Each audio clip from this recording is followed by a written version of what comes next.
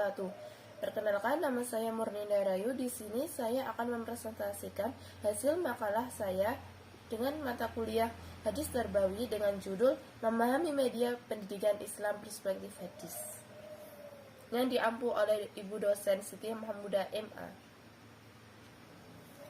A. Pengertian media pendidikan Islam. Kata media berasal dari bahasa Latin, yaitu modus, yang berarti tengah, perantara atau pengantar. Sedang dalam bahasa Arab, kata media berarti perantara atau pengantar pesan atau pengirim kepada penerima pesan. Media pendidikan juga merupakan sesuatu yang menyalurkan pesan dan dapat merangsang pikiran, perasaan, dan kemampuan peserta didik sehingga dapat mendorong terjadinya proses belajar pada peserta didik. B. Macam-macam media manusia. Adapun media pendidikan Islam dapat digolongkan menjadi 3, yaitu 1. Media manusia. Dalam proses pembelajaran, Rasulullah menjadikan pribadinya sebagai media dengan upaya sifat maupun perilaku beliau. Para sahabat mampu memahami ajaran Islam dan mengamalkannya dengan baik. Pada hal ini, beliau mengajukan pertanyaan dan menggunakan organ tubuhnya sebagai media ketika diperlukan. B. Media lidah dan jari. Dalam mendidik dan mengajar, anggota tubuh pendidik dapat dijadikan media agar perhatian peserta didik terpusat dan dapat memahami pelajaran dengan mudah. Hubungan dengan ini terdapat hadis, antara lain sebagai berikut.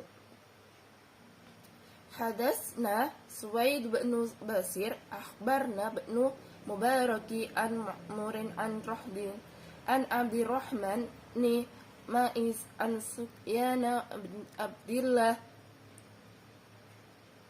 tafkiyat qala qaltu ya Rasulullah hadatsna bi amri a'tasamu bihi qala rabbil Allahumma summa istaqim. Qalat ya Rasulullah ma akhawaf ma takhaf alayya fa akhadna bil lisan daqsihi summa qala hadha, yang artinya telah menceritakan kepada kami Suwaid ibnu Nasir telah mengkabarkan kepada kami Ibnu Al-Mubarak dari Ma'mar dan Al-Zuhri dari Abdurrahman bin Ma'is dari Sufyan bin Abdullah At-Taqafi berkata, aku berkata, wahai Rasulullah, ceritakan padaku suatu hal yang aku jadikan pedoman. Rasulullah SAW bersabda, katakan Rabbku Allah, kemudian beristiqomahlah. Aku bertanya, wahai Rasulullah, apa yang paling Anda takutkan padaku? Beliau memegang lidah. Beliau lalu menjawab, ini. C. Media tangan.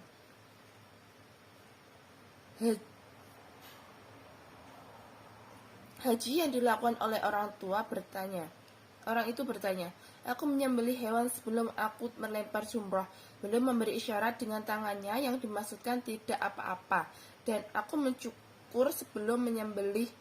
Beliau memberi isyarat dengan tangannya yang maksudnya tidak apa-apa. D. Media hidung.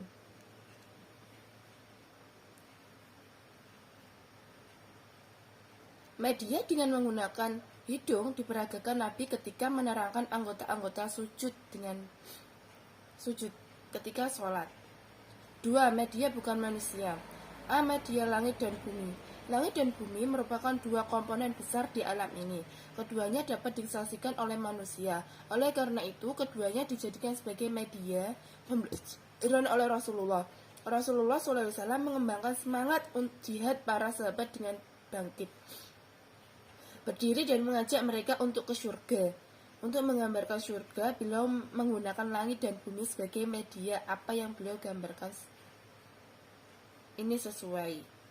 B. Media matahari dan bulan. Matahari dan bulan adalah benda langit yang dapat disaksikan oleh mata manusia dengan jelas karena memiliki cahaya yang terang. Rasulullah menggunakan kedua benda langit ini sebagai media pembelajaran. C. Media gambar. Media gambar adalah media dengan cara membuat gambar. Dapat berupa garis-garis yang menjadi mudah untuk dipahami. Seperti ketika Rasulullah menjelaskan tentang hanya ada satu jalan menuju Allah dan banyak jalan menuju jalan setan. Rasulullah menjelaskan dengan cara membuat satu garis lurus yang menuju dia sutra dan emas. Sebuah hadis Rasulullah menyatakan dengan tegas bahwa sutra dan emas bukan pakaian untuk laki-laki. Bila memegang kedua benda itu masing-masing benda itu di tangan kanan dan kiri, lalu memegang kedua barang ini diharamkan bagi kaum laki-laki. Mimbar. Dalam sebuah hadis, Rasulullah menginformasikan kepada para sahabat agar menjadi orang yang pemurah, motivasi sahabat untuk bersedekah dalam menyampaikan hadis tersebut. Rasulullah menggunakan mimbar sebagai media. Hal ini dilakukan agar para sahabat dapat melihat beliau dengan jelas, sehingga menginformasikan yang disampaikan dapat diterima dengan baik. C. Masalah penggunaan media Islam. Menurut Umar Hamalik, penggunaan media dalam proses pembelajaran dapat membangkitkan keinginan minat dan motivasi, bahkan membawa pengaruh-pengaruh psikologi terhadap siswa. Yunus berpendapat bahwa media memiliki pengaruh yang besar terhadap indera dan daya pemahaman peserta didik. Adapun manfaat penggunaan media dalam proses pembelajaran antara lain: 1. Pengajaran akan lebih menarik perhatian siswa sehingga dapat membutuhkan motivasi belajar. 2. Materi menjadi lebih jelas sehingga dapat lebih dipahami oleh siswa dan memungkinkan mereka menguasai tujuan pengajaran dengan baik. 3. Siswa lebih banyak melakukan kegiatan belajar sebab tidak hanya mendengarkan uraian guru tetapi juga aktivitas lain seperti mengamati, melakukan, dan mendemonstrasikan. Sekian presentasi dari saya. Wassalamualaikum warahmatullahi wabarakatuh.